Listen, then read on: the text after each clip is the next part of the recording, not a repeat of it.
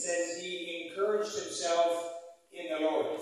Seringkali ketika Daud melalui tantangan, sering di firman Tuhan dikatakan bahwa Daud menguatkan dirinya.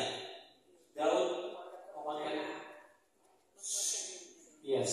dirinya. Servant leadership is not independent, it is fully dependent upon the master.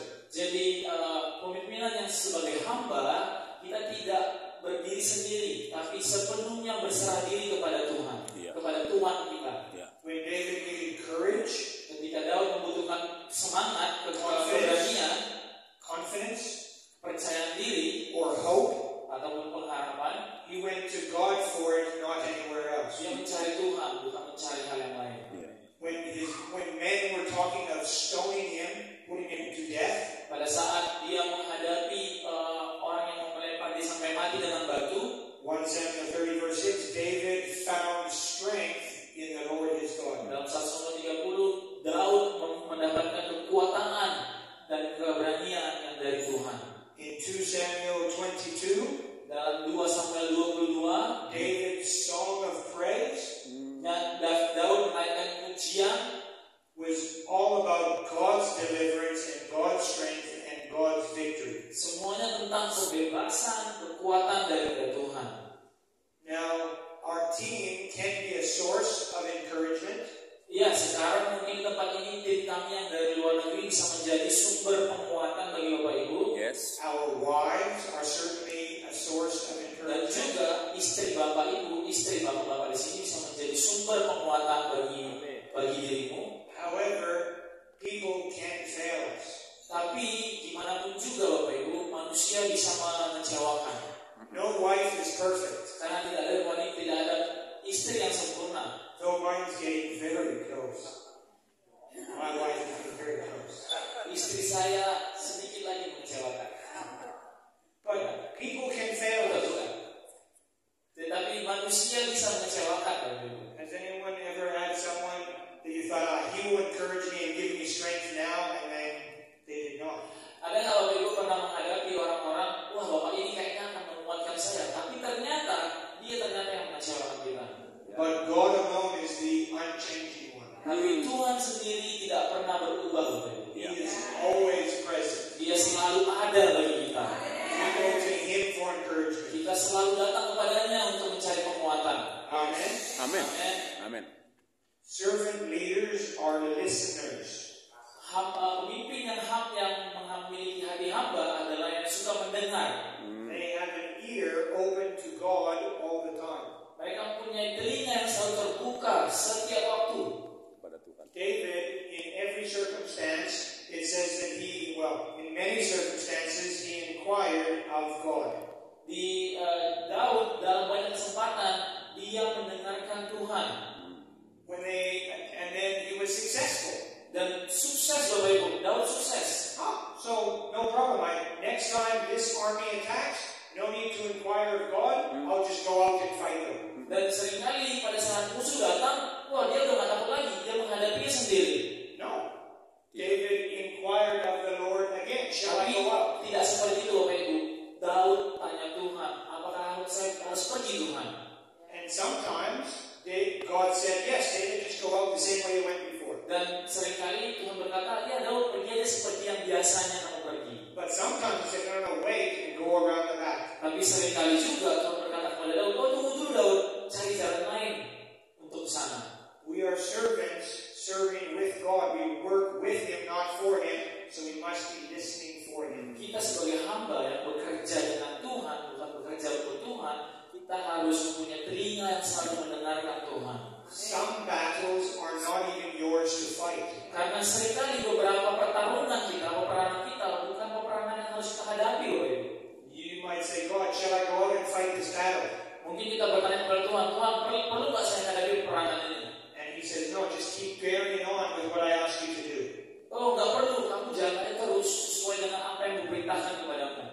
Nehemiah, when rebuilding the wall, Pada saat Nehemia membangun tembok kembali,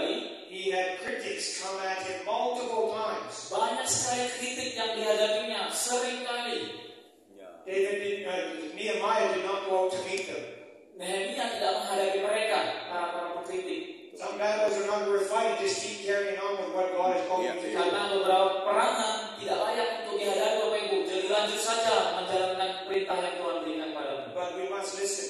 Tapi kita harus mendengarkan. Yeah. Yeah. Very good. Why? Because the people that God has called us to lead belong to Him. Karena setiap jemaat yang Tuhan percayakan kepada kita itu miliknya Tuhan. Yes. And we are servant leaders leading them into His preferred future for them. Karena jemaat yang Tuhan percayakan kepada kita, kita mau bawa mereka kepada masa depan yang Tuhan sudah tetapkan, Bapak Ibu. Yeah. Not our preferred future for them. Bukan masa depan yang kita tetapkan. Did you ever have someone come into your church? They moved from Jakarta.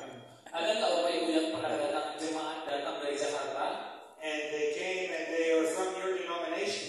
dan mungkin tetap dari sama pengembalaan denominasi yang sama And they have a master's degree in theology. dan mereka datang dari sana dari Jakarta punya master teologi And they preach very well. dan khotbahnya pun bagus juga. And you think, this person is going to be a great person to lead our new campus. Oh, tapi kayaknya jadi kita berpikir bahwa Bapak ini tadi yang baru datang cocok sekali akan menggembalai gereja cabang kita. But they are only with you for 6 months, and then they go to Kalimantan. Dan ternyata Bapak ini hanya 6 bulan saja di gereja kita dan akhirnya meninggalkan pelayanan pergi ke Kalimantan. And before they leave, they come to tell you they're going. You go, no, you cannot go. You're going to be the new campus leader here. Dan sebelum mereka pergi, kita langsung bilang sama dia, jangan pergi Pak, kami sudah siapkan pelayanan untuk Bapak ini. But you never asked God what His plan was for their life. You had a plan. Tapi kita nggak pernah tanya sama Tuhan, apa sebenarnya rencana Tuhan untuk hidup Bapak itu. Tapi kita yang selalu memaksakan rencana kita kepada dia. They're His people. Mereka ini adalah umatnya Tuhan. We have been given great responsibility to lead them, Kita diberikan tanggung jawab yang besar untuk memimpin mereka. but none of them belong to us. Tapi tidak ada satupun dari mereka yang menjadi milik kita. We want to have our ears open to what He is saying. Kita mau telinga kita selalu terbuka dengan apa yang Tuhan mau katakan kepada kita. As a servant leader, we need to listen to the people. Sebagai pemimpin yang berhati hamba, kita harus mendengarkan orang-orang, jemaat-jemaat. In 1 Samuel 23, Dalam 1 Samuel 23, in verse 3, the people were afraid to go out and fight the Philistines. bangsa itu takut menghadapi bangsa Filistin. They were afraid to go out and attack. Mereka takut bahwa mereka akan diserang nanti. What David could have said, Apa yang bisa Daud katakan seharusnya, I'm the man of God. I've heard. You must go.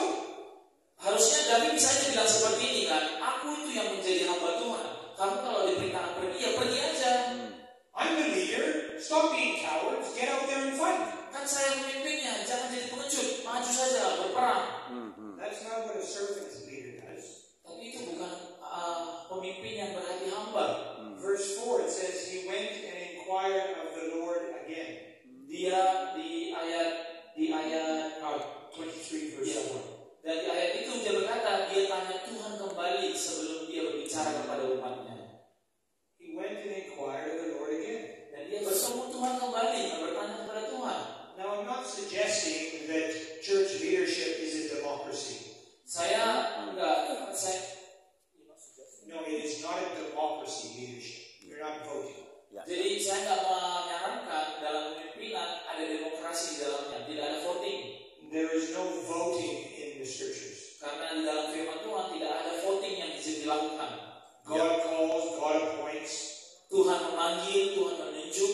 People recognize and submit to leadership, but there's no voting. Jemaat-jemaat, umat-umatnya pasti tahu bahwa dari Tuhan, tapi tidak terjadi pemilihan, tidak terjadi pemutihan suara. But a servant leader listens to the people, Tapi sebagai hamba kita mendengarkan kepada umat, listens to their concerns, mendengarkan kerisauan hati mereka, listens to their level of understanding of where you ask them to go, mendengarkan sejauh mana level mereka untuk mereka bisa pergi lebih jauh. They may not have understood everything the first time you cast the vision. Mungkin saja jemaat kita nggak mengerti pada saat pertama kali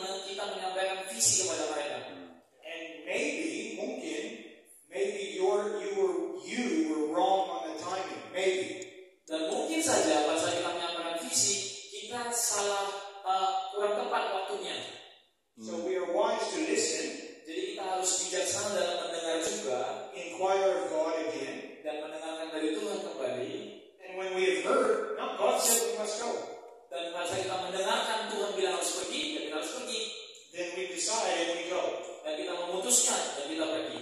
Does this make sense? Mengerti? Masuk akal tak? Yes. So we are facing a challenge, a good challenge at home in our church. Jadi kami sedang menghadapi tantangan yang bagus di gereja kami. The building that we meet in, we do not own. Karena bangunan yang kami punya, yang kami ibadah sekarang itu bukan punya kami. And it's too small. Dan terlalu kecil. So we cannot make it bigger because we do not own it. Jadi kami nggak bisa bangun kembali lebih besar karena itu bukan punya kami. And there's not enough space for everybody that is gathering on Sunday morning. Dan udah nggak muat lagi jemaat-jemaat untuk berkumpul di hari Minggu di gereja itu. And so we are, as an eldership, we have believed God is saying we must go to double services, 2 services on a Sunday morning. Dalam pemimpin kami percaya gereja kami itu harus punya 2 ibadah, 2 jam ibadah. But our music team and our children's ministry team is reluctant. Tapi tim musik dan pemusik menyembah kami dan tim sekolah minggu tidak keberatan. We were going to start earlier this year. Kami harusnya sudah mulai di awal tahun. But they said, hey, we don't believe we have enough capacity in our team to start and continue to do well. Tapi mereka berkata, kita nggak punya kapasitas yang bagus juga untuk bisa melakukan dengan baik nantinya kalau kita punya 2 jam ibadah. But yet we have this problem that there is not enough space for everyone to gather. Tapi kami juga punya masalah, satu ibadah itu nggak cukup semuanya masuk ke dalam bangunan tersebut. We could just tell them to get over it and carry on. Tapi bisa saja bilang kepada semuanya, ya lanjutkan aja lah, nikmati saja apa yang ada. But we decided not to do that. Tapi kami tidak melakukan hal tersebut. So now, for the next number of weeks, we are live streaming our meeting into another room very close by.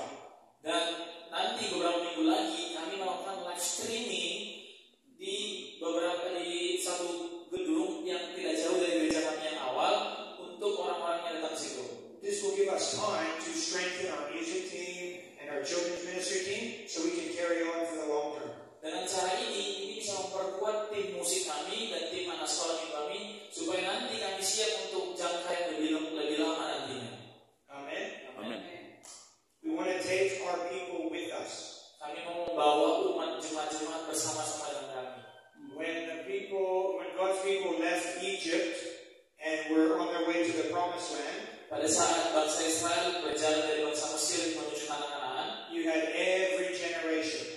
Mereka bawa semua generasi-generasinya, semuanya. You had old men with canes. Ada orang-orang yang tua. You had young mothers holding babies and trying to carry them. Ada anak ibu-ibu yang membawa anak bayinya bersama-sama dengan mereka. You had young teenagers that could run very fast. Ya, bisa aja anak-anak muda langsung lari aja mereka langsung pergi dari tempat itu. But Moses was charged to take everyone into the Promised Land. Tapi Musa diberikan kepercayaan untuk membawa setiap generasi yang ada di tempat itu pada saat itu. Amen. Amen.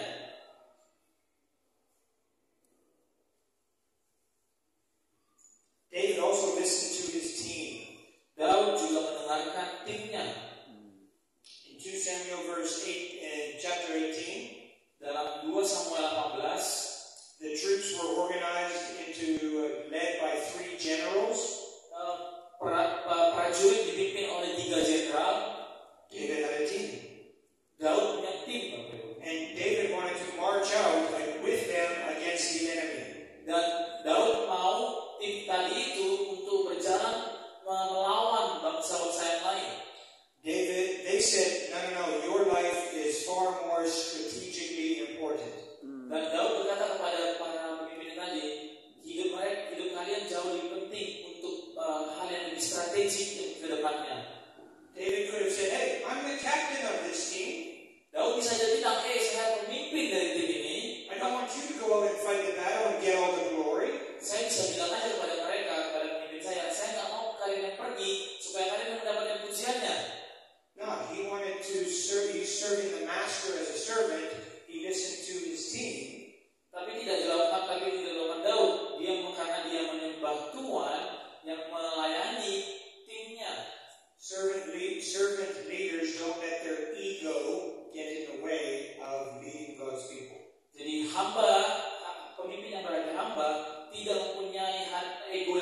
berhenti untuk membiarkan timnya. There's an English expression that says if you cannot be an example, be a lesson. Jadi satu perkataan dalam bahasa Inggris begini, kalau kamu tidak bisa menjadi cannot be a good example, kalau kamu tidak bisa menjadi contoh yang baik, then you should be a lesson. Jadilah pelajaran bagi orang lain. Saul is that lesson. Jadi Saul adalah pelajarannya. Saul was the first king that God had appointed. God chose him. Jadi Saul adalah raja yang ditunjuk Tuhan. But Saul stopped choosing God. Tapi Saul berhenti untuk memilih Tuhan. He forgot he was a servant of God that needed to be obedient to the master. Dia lupa bahwa dia itu adalah hamba Tuhan dan dia harus taat kepada tuannya. He went his own way. Saul berjalan dengan jalannya sendiri.